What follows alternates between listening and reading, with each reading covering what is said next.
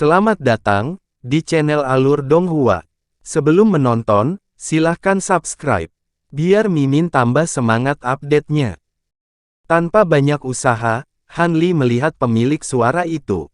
Sekitar 40 meter di depannya, ada seorang wanita muda berpakaian hitam duduk bersila di atas platform batu. Wanita itu memiliki penampilan yang anggun, tetapi kulitnya pucat pasi dan matanya yang bercahaya tampak bersinar dengan cahaya yang berkilauan. Han Li terkejut melihat salah satu lengan bajunya kosong. Dia kehilangan satu lengan. Sebelum Han Li mengatakan apapun, wanita muda itu mengungkapkan keterkejutannya saat melihat Han Li melepaskan harta sihirnya. Wanita muda itu terkekeh dan matanya yang cerah bergerak. Jadi ternyata dirimu yang terhormat bukanlah ki kondensasi, tapi seorang pembudidaya formasi inti. Teknik pengekangan ki Anda benar-benar mengesankan. Itu bahkan menipuku untuk sesaat. Saat dia duduk, rubah awan salju dengan nyaman duduk di pangkuannya dan memeriksa Han Li dengan tatapan cerdas. Setelah menyapu perasaan spiritualnya melewatinya, hati Han Li bergetar.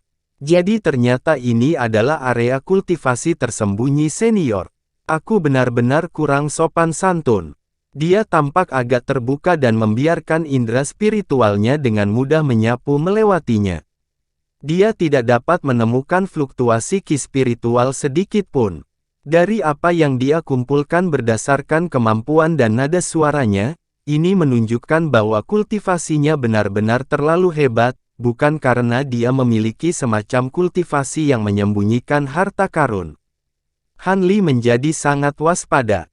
Saat Han Li merenungkan bagaimana menghadapi situasi ini, wanita muda itu mengangkat tangannya membelai rubah awan salju. Dia dengan santai berkata, tampaknya usiamu cukup muda namun kamu sudah mencapai tahap formasi inti akhir. Itu cukup luar biasa. Han Li menarik napas dalam-dalam dan dengan tenang berkata, senior menyanjungku. Junior hanya mampu mencapai tahap ini melalui keberuntungan belaka. Bolehkah saya tahu nama senior? Wanita muda itu menghela nafas dan berkata, nama saya bukanlah sesuatu yang istimewa. Jika saya mengatakannya, Anda tidak akan mengetahuinya.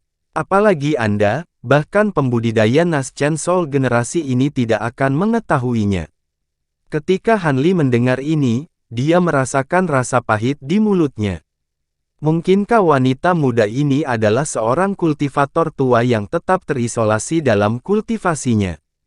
Meskipun hati Han Li menjadi dingin, dia tidak menunjukkan sedikit pun kepanikan. Bagaimanapun, dia sekarang memiliki sejumlah besar teknik rahasia, terutama teknik penghindaran bayangan darah yang baru dipelajari. Dengan ini, Han Li tidak takut terhadap kultivator Naschen Soul. Han Li tahu dia bukan tandingannya dalam pertarungan, tapi dia yakin dia bisa melarikan diri.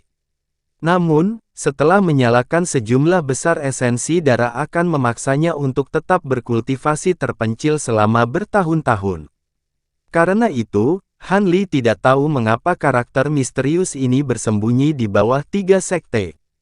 Apakah itu karena dia memiliki semacam plot dalam pikirannya, atau apakah dia seperti dirinya, hanya ingin berkultivasi di tempat dengan ki spiritual yang padat?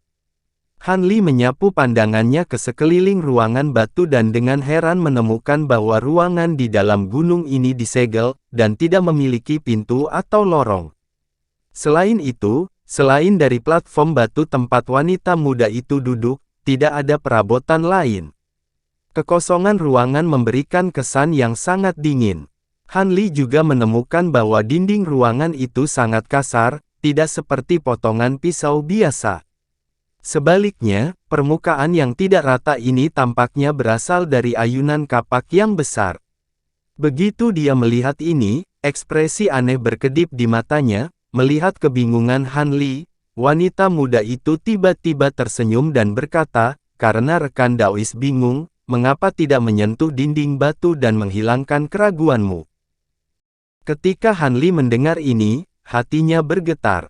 Dia benar-benar penasaran. Pemindaiannya dengan indera spiritualnya tidak menemukan sesuatu yang aneh. Dinding ruangan tampak tidak berbeda dengan batu biasa. Karena senior telah mengatakan, saya tidak akan menahan diri. Dia perlahan tangan kirinya ke arah dinding batu. Tapi untuk berhati-hati, Han Li terus mengamati wanita muda itu dengan perasaan spiritualnya, takut dia akan melancarkan serangan. Meskipun dia tidak menunjukkan kebencian apapun, Han Li telah hidup bertahun-tahun kesulitan dan telah menjadi sangat berhati-hati. Ketika Han Li merasakan dinding batu, dia tidak melihat ada yang aneh. Kemudian setelah beberapa pemikiran, dia mengulurkan jarinya dan seberkas cahaya pedang berwarna biru muncul dari ujung jarinya. Han Li menusukkan jarinya ke dinding dan secara mengejutkan menemukan bahwa dinding batu telah sepenuhnya memblokir serangan itu. Yang dihasilkan hanyalah bunyi berderak ketika cahaya menyentuh dinding. Han Li tercengang, tetapi pada saat yang sama, rasa tidak percaya muncul di benaknya. Kekuatan spiritualnya melonjak saat dia tiba-tiba menabrak dinding batu dengan tebasan pedang sepanjang 1 kaki. Dinding sama sekali tidak tergores sedikit pun. Han Li tetap diam saat ekspresi aneh berkedip di wajahnya. Dia kemudian menunjuk ke salah satu pedang terbangnya dan mengarahkannya ke dinding sebagai garis biru. Setelah itu, ia terbang kembali ke cincin. Serangan itu telah meninggalkan luka sedalam 1 inci tetapi dinding mulai perlahan-lahan menghaluskan dirinya sendiri. Setelah beberapa saat, luka itu menghilang tanpa jejak. Han Li tersentak kaget dan tidak bisa menahan diri untuk tidak menoleh, dan bertanya, apa ini? Bagaimana itu bisa memulihkan dirinya sendiri? Mungkinkah senior menempatkannya di bawah pengaruh pembatasan atau mantra? Wanita muda itu dengan acuh berkata, mantra, pembatasan. Anda berpikir terlalu tinggi tentang saya, ini hanyalah batu lapis. Juga dikenal sebagai batu penyerap roh, itu adalah bahan penyempurnaan alat yang sangat langka. Itu kebal terhadap kekuatan spiritual dari teknik sihir dan harta karun, dan hanya kekuatan besar yang dapat melawannya.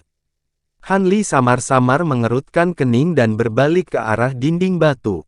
Dia perlahan berkata, batu lapis. Junior ini belum cukup berpengalaman dan bodoh. Saya belum pernah mendengar materi seperti itu sebelumnya. Wanita muda itu dengan santai menjelaskan, hehe, wajar bagi rekan Daois tidak mendengar materi ini.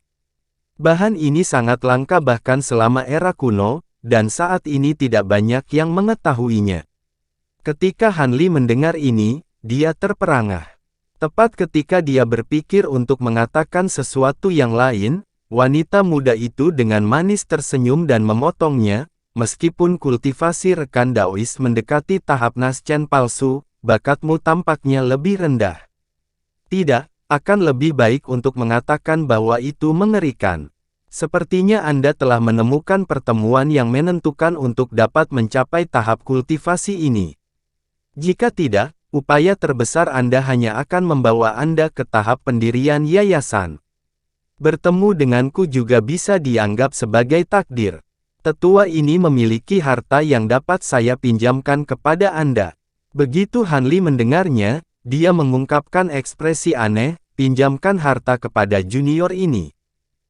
Melihat Han Li merasa curiga, dia dengan dingin berkata, tentu saja, akan ada syaratnya. Pertama, barang ini hanya akan dipinjamkan. Anda harus mengembalikannya. Kedua, setelah mengambil harta itu, ada sesuatu yang harus kamu lakukan atas namaku sebagai imbalan. Dia mengobrak-abrik jubahnya sejenak sebelum mengeluarkan kotak batu giok di tangannya. Kotak giok itu hitam pekat dan hanya seukuran kepalan tangan. Bagian luarnya sangat kasar, tetapi ada jejak kuning di dalam hitam. Tampaknya menjadi sangat tua. Han Li melirik wajah wanita muda itu sebelum mengalihkan pandangannya kembali ke kotak hitam. Masih diam, ekspresinya berfluktuasi saat dia merenung sejenak. Dia kemudian dengan serius bertanya, bisakah senior memberi tahu junior ini apa yang ada di dalam kotak sebelum dia memutuskan?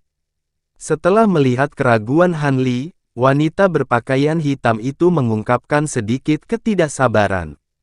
Dengan alis terangkat, Dia menunjuk ke kotak hitam dan berkata, tentunya kamu harus tahu apa itu roh dengan baik.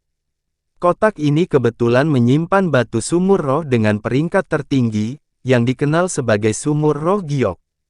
Paling tidak, ki spiritualnya akan memungkinkan Anda untuk lebih menstabilkan kultivasi Anda pada tahap Naschen palsu. Ini akan memungkinkan Anda untuk menyingkat Naschen Soul dengan lebih mudah. Harta ini telah bersama saya selama bertahun-tahun. Jika bukan karena kultivasi saya saat ini dan saya tidak mampu untuk menggunakannya, saya tidak akan meminjamkannya kepada Anda. Dengan mengatakan itu, dia mengelus kotak giok hitam dengan ekspresi enggan. Semangat giok dengan baik. Ekspresi Hanli berubah beberapa kali. Ini akan mengurangi waktu yang dibutuhkannya untuk mencapai tahap Naschen palsu sebanyak 2/3. Dia benar-benar menelan kata-kata aslinya untuk menolaknya. Setelah ragu-ragu, Hanli menghela nafas dan berkata, bolehkah saya bertanya apa yang senior ingin junior lakukan? Jika Anda tidak dapat melakukan sesuatu dengan kultivasi Anda saat ini, bagaimana mungkin saya bisa membantu Anda? Wanita muda itu mengungkapkan ekspresi gembira melihat Hanli bersedia untuk setuju. Tenanglah, aku tidak memintamu untuk membunuh seseorang. Saya hanya meminta Anda untuk menjalankan tugas. Meskipun kultivasi saya hebat, saya tidak dapat meninggalkan ruangan ini karena alasan tertentu. Saya hanya ingin Anda mengirimkan surat untuk saya. Kamu hanya ingin aku mengantarkan surat. Ini benar-benar di luar dugaannya. Tentu saja, apakah Anda mengira bahwa saya ingin Anda membunuh seseorang? Wanita berpakaian hitam menutupi senyumnya, mengungkapkan daya pikat yang luar biasa. Ketika Hanli mendengar ini, dia sedikit tersipu. Kalau hanya untuk mengantar surat, junior bersedia menerima. Itu wajar baginya untuk menerima tugas sepele seperti itu, mengingat hadiahnya. Wanita muda itu tampak agak senang dan mengangkat tangannya. Kotak itu dibungkus dengan sinar hijau dan dengan mulus terbang ke Hanli. Hanli menerima kotak hitam dan menyapu perasaan spiritualnya di atasnya. Ki spiritual di dalam kotak itu benar-benar melimpah berisi roh giok, mengingat sifat hati-hati Hanli, dia ingin secara pribadi memeriksa apa yang ada di dalam kotak itu. Dengan kilatan cahaya biru dari tangannya, kotak hitam itu terbuka dengan sendirinya untuk mengungkapkan kabut putih pekat dari ki spiritual yang sangat murni, membanjiri ruang batu dalam sekejap. Hati Hanli bergerak dan dia memeriksa bagian dalam kotak dengan curiga.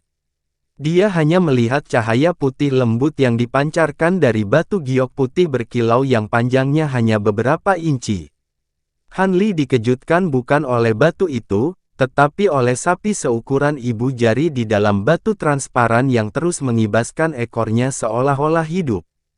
Ketika wanita muda itu melihat keterkejutan Hanli, ekspresi aneh muncul dari matanya. Dia dengan santai tersenyum dan bertanya, ada apa? Roh giok ini dengan cepat memelihara inkarnasi harta karun. Batu sumur roh biasa tidak ada bandingannya. Jika Anda berkultivasi dengan ini, Anda akan mencapai hasil 2 kali lipat.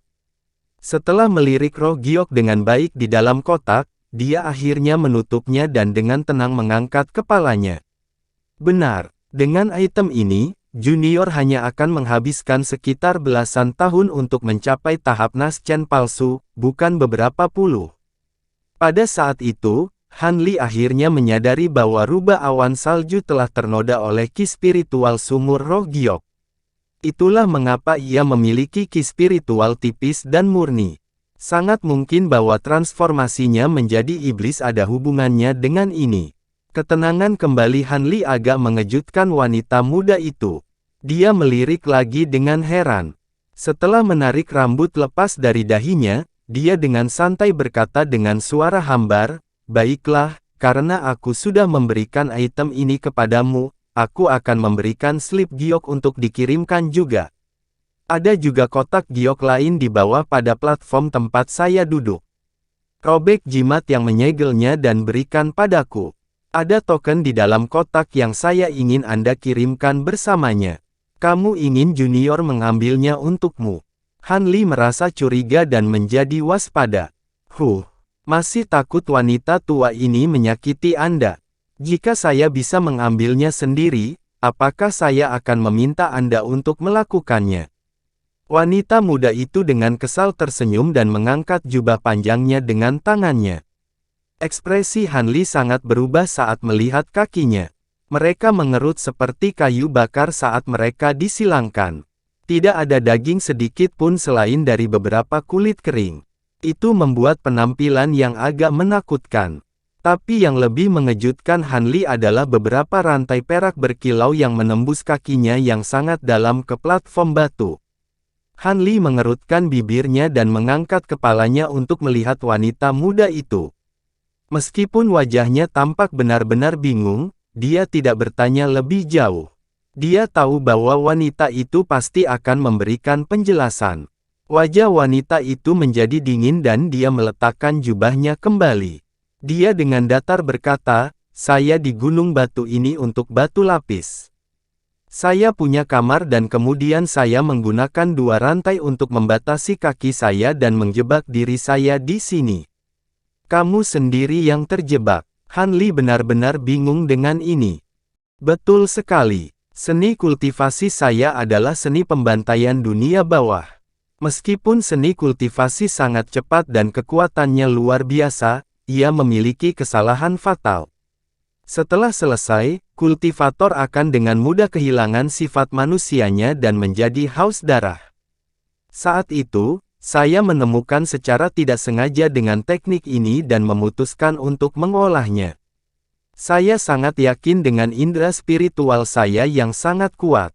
Setelah saya berturut-turut mengolah teknik ini dan memasuki tahap Nas Chen Sol, saya tidak lagi dapat menahan keinginan saya untuk membunuh dan menyapu dunia kultivasi pada saat itu dalam badai besar, menghasilkan musuh yang tidak sedikit.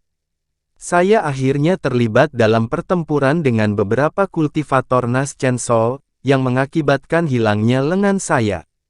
Petik 2. Wanita muda itu tanpa ekspresi melirik lengannya yang kosong dan menggelengkan kepalanya. Setelah cedera ini, saya berpikir panjang. Jika saya tidak memiliki cara untuk mengendalikan diri maka saya akan mati cepat atau lambat. Saya menguatkan tekad saya dan meminta teman-teman terkasih saya untuk menempa rantai surgawi-surgawi dan kamar batu lapis untuk memenjarakan saya. Karena takut saya tidak akan bisa mentolerir kesepian atau tiba-tiba menjadi menyesal, saya memberikan kunci rantai kepada sahabat saya. Mereka berjanji bahwa mereka akan sering mengunjungi saya untuk melihat apakah saya sudah lebih baik atau tidak sehingga mereka dapat membebaskan saya.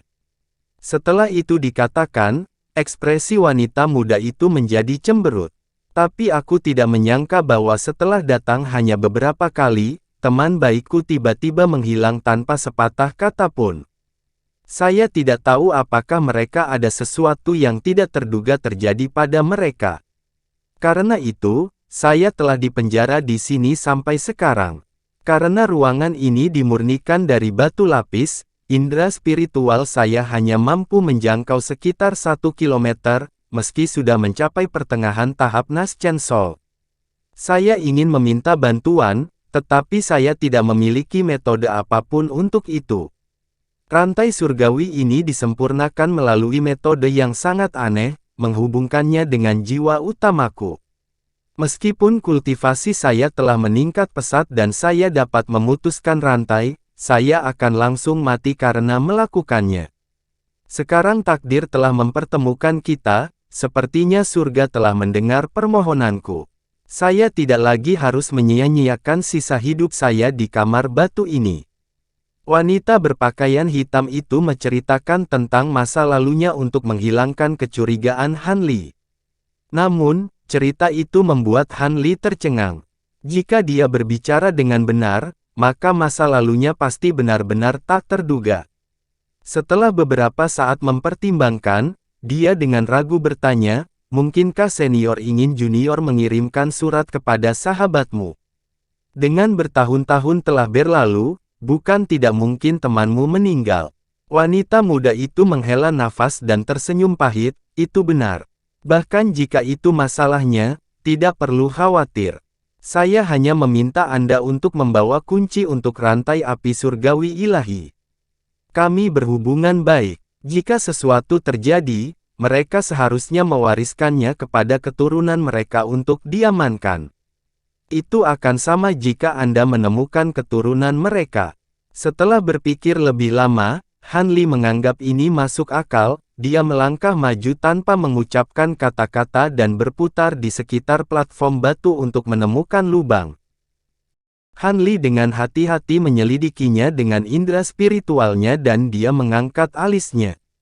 Dia meraih untuk menemukan kotak batu giok. Kotak giok memiliki gaya antik dan berwarna kuning samar dengan api aneh terukir di atasnya. Siluet seseorang bisa terlihat berdiri di dalam api itu seolah-olah mereka mengaum ke arah surga. Ada juga jimat emas yang berkedip-kedip di kotak giok yang samar-samar memancarkan aura yang menyebabkan Han Li merasa tidak nyaman. Dia tanpa sadar mengerutkan kening. Wanita berpakaian hitam itu tidak bisa menahan diri untuk tidak bersemangat dan berkata, "Itu kotaknya. Rekan Taois, sobek jimat itu dan biarkan aku melihatnya." Han Li sudah meletakkan tangannya di kotak giok dan hendak merobek jimatnya. Namun, ketika suara wanita muda itu bergetar dalam kegembiraan yang tak tertahankan, Han Li merasakan perasaan takut yang tak terbayang. Setelah beberapa saat ragu, Han Li menarik tangannya dari kotak dan malah mengangkat kepalanya. Hati Han Li berdebar saat melihatnya. Matanya telah berubah menjadi hijau tua dan penampilannya menjadi bengkok. Kedok yang menakutkan dan mengancam telah sepenuhnya menggantikan udaranya yang sebelumnya bermartabat. Ketika wanita muda itu melihat Han Li mengangkat kepalanya, dia terkejut dan sadar kembali. Penampilannya yang melengkung dan mata hijaunya menghilang dalam sekejap. Dia berkata dengan nada santai, "Rekan Taois, mengapa kamu menatapku? Mengapa Anda tidak merobek jimat itu? Jangan lupa, sumur roh giok adalah harta yang jarang terlihat di dunia ini dan saya sudah memberikannya kepada Anda. Kenapa kamu masih ragu-ragu?" Han Li melirik wanita muda berpakaian hitam dan menatap jimat emas yang dengan erat menyegel kotak giok. Tanpa mengatakan apa-apa lagi, dia menyipitkan matanya dan perlahan berjalan ke arahnya dengan kotak giok di tangan. "Rekan Taois, apa yang kamu lakukan? Berhenti, jangan mendekat." Ketika wanita itu melihat Han Li berjalan dengan jimat emas masih di kotak giok, ekspresinya segera berubah dan dia mulai berteriak dengan ekspresi panik. Terima kasih sudah menonton, sampai jumpa di episode selanjutnya. Jangan lupa subscribe, like, dan nyalakan loncengnya. Sampai jumpa.